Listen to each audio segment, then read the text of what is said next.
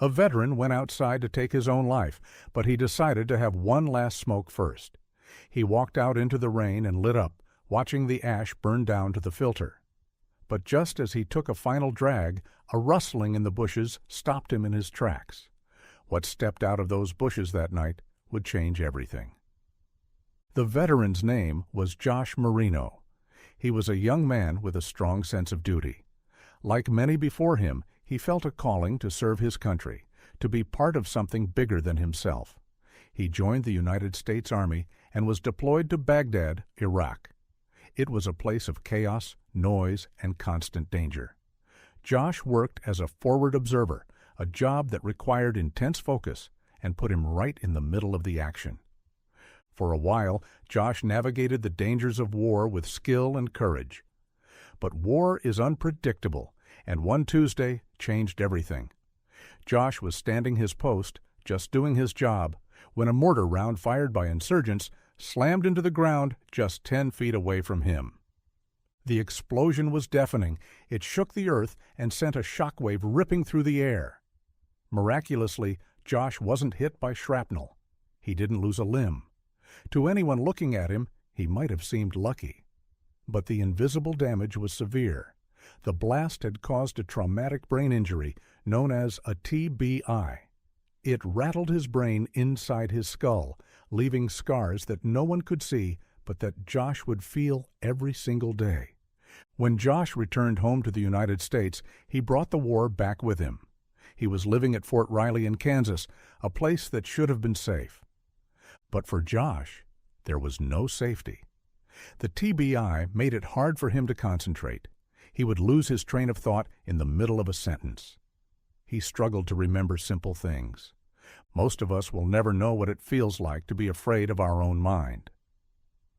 For Josh, the PTSD was a constant scream in the back of his head. He couldn't sleep.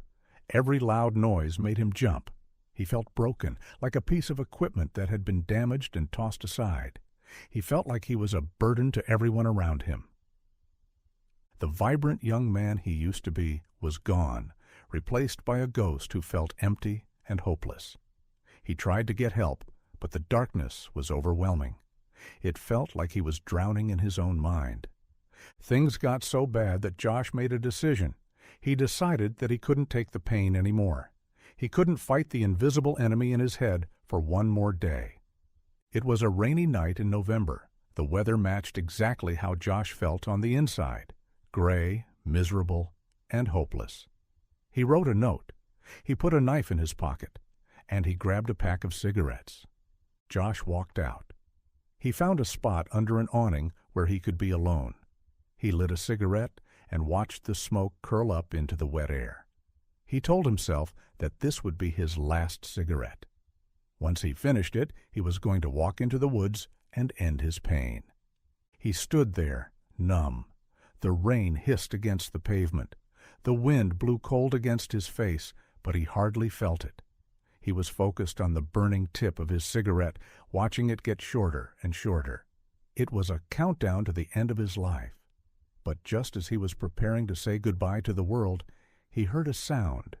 It came from the bushes nearby. Josh's soldier instincts kicked in immediately. Even in his despair, his training took over. He tensed up, scanning the darkness. Was it a threat? Was it a wild animal? He watched the bushes shake, and then something emerged. It was a tiny black and white kitten. The little creature was absolutely soaked. Its fur was matted with mud and rain. It was shivering violently from the cold. It looked so small and fragile against the backdrop of the stormy night. Josh froze. He stared at the kitten, and the kitten stared back with wide eyes. Usually, stray cats are terrified of people. They run away and hide, especially from a large man standing in the dark. But this kitten was different. It didn't run. It let out a pathetic meow and walked straight toward Josh's combat boots. The kitten walked right up to him and began to rub its wet body against Josh's leg. It purred loudly, a rumbling sound that seemed too big for such a small body. Josh looked down. The cigarette was burning his fingers. He dropped it into a puddle. He looked at the knife in his pocket. Then he looked at the shivering ball of fur at his feet. "Hey there, little guy," Josh whispered. His voice was raspy. He knelt down and extended a hand. The kitten didn't flinch. Instead, it reached up and head-butted his palm, asking for affection. It climbed into Josh's lap, curled up in the warm space between his legs, and began to knead his pants with its tiny paws. In that moment, something incredible happened. The noise in Josh's head stopped. For the first time in months, the static, the anxiety, and the darkness were silenced by the rhythmic purring of a stray kitten. Josh sat there in the rain, petting the cat, shielding it from the wind with his own body. He realized that this tiny creature was just as cold and lonely as he was. Josh started to cry. But these weren't tears of despair anymore. They were tears of relief. He looked at the kitten and realized he had a problem. He couldn't go into the woods and end his life, not while this kitten was cold and obviously needed him. Josh didn't take his life that night. Instead, he set up a little shelter for the kitten outside and gave it some food. He went back to his room, threw the knife in a drawer, and for the first time since returning from Iraq, he slept peacefully. The next morning, Josh woke up with a purpose. He rushed to the store and bought cans of tuna. He went back to where they'd met and called out for his new friend. He named the kitten Scout. It was a perfect name. In the Army, a scout is someone who goes ahead to find a safe path for the rest of the unit. And that is exactly what this kitten had done. He had found a safe path through the darkness for Josh. A routine began. Every single day, Josh would rush to the bushes. He would make a special whistling sound, and Scout would come running, his little tail held high in the air. For Josh, these daily meetings were better than any therapy. With Scout, Josh didn't have to explain why he couldn't remember words. He didn't have to talk about the explosions or the fear. "He was the only thing that made me feel human," Josh later said. "He restored my ability to feel emotion." Slowly but surely, Josh started to come back to life. He started eating properly again. He started smiling. He even started dating a wonderful woman named Becky. The gray world was starting to show colors again, all thanks to a stray cat. But life has a way of testing us when we least expect it. One evening, Josh went to the bushes with his can of tuna. He whistled his special signal, but this time Scout didn't come. Josh waited. He whistled again. "Come on, buddy," he muttered. "Come on." He searched the bushes. He checked under the parked cars. He walked around the area calling the name, but Scout was gone. Josh was devastated.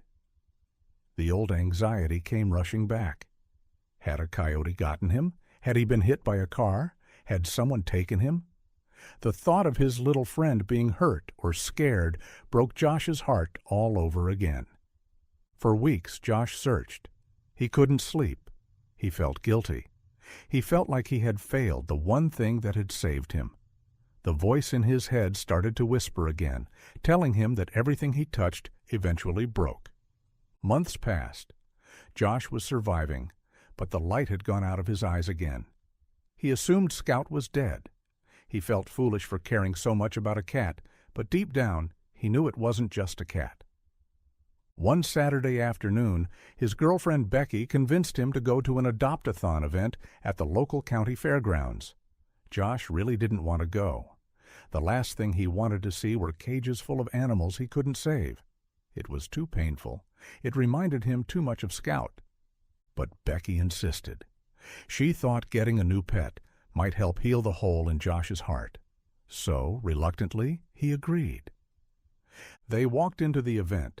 It was loud and crowded. Dogs were barking, people were laughing, and kids were running around. For someone with a brain injury and PTSD, it was sensory overload. Josh felt dizzy. He wanted to leave. He walked past rows of cages filled with cats. There were orange tabbies, fluffy calicos, and sleek Siamese cats. They were all cute, and they all needed homes. But none of them were Scout. Josh felt a lump in his throat. "Let's go," Josh said to Becky. "I can't do this." He turned to walk away, his eyes focused on the exit sign. He just wanted to get back to the quiet of his car. But as he was walking past the very last row of crates, something happened. Something hit his left arm. It was a deliberate smack. Josh stopped in his tracks. He looked down at his arm. Then he turned to look at the crate he had just passed. Inside the metal cage, sitting calmly amidst the chaos, was a black and white cat. The cat wasn't meowing or pacing back and forth like the others. It was just sitting there, staring directly at Josh with big, familiar eyes. It reached its paw through the bars again, stretching out toward him. Josh's heart started to hammer in his chest. He couldn't breathe. He leaned in closer, squinting through the wire mesh. "No way," he whispered. "It's not possible." The cat had the exact same markings as Scout, the same white patch on the chest, the same little black ears. Josh took a shaky breath, and then, without even thinking about it, he made a sound he hadn't made in months. He whistled. The reaction was instant. The cat in the cage stood up on its back legs, pressed its face against the bars, and let out a loud meow. Josh fell to his knees right there on the concrete floor. He ignored the other people staring at him. He unlatched the cage door and threw it open. The cat didn't try to run away. It climbed straight up Josh's arm, crawled onto his shoulder, and buried its face in his neck. It began to purr, that same loud sound that Josh had heard in the rain all those months ago. It was Scout. He hadn't died. He had been picked up by animal control as a stray, put into the shelter system, and by some absolute miracle brought to this specific adoption event on this specific Saturday. Josh buried his face in the cat's fur and wept. He cried in front of the strangers. He didn't care. The veteran who had almost ended his life in the rain had found the angel who stopped him. "I'm taking him," Josh choked out to the volunteer. "I'm taking him home."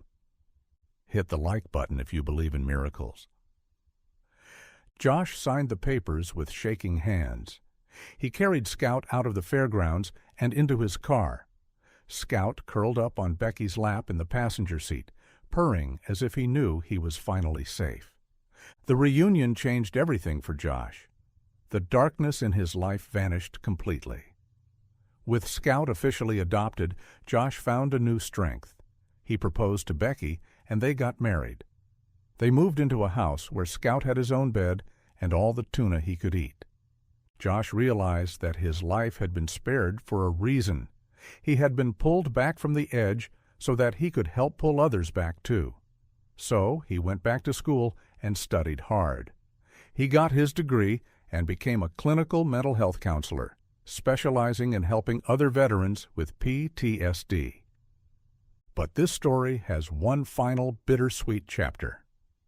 A few years after their miraculous reunion, Scout started to slow down.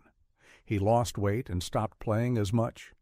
Josh took him to the vet, hoping it was something simple, but the news was devastating.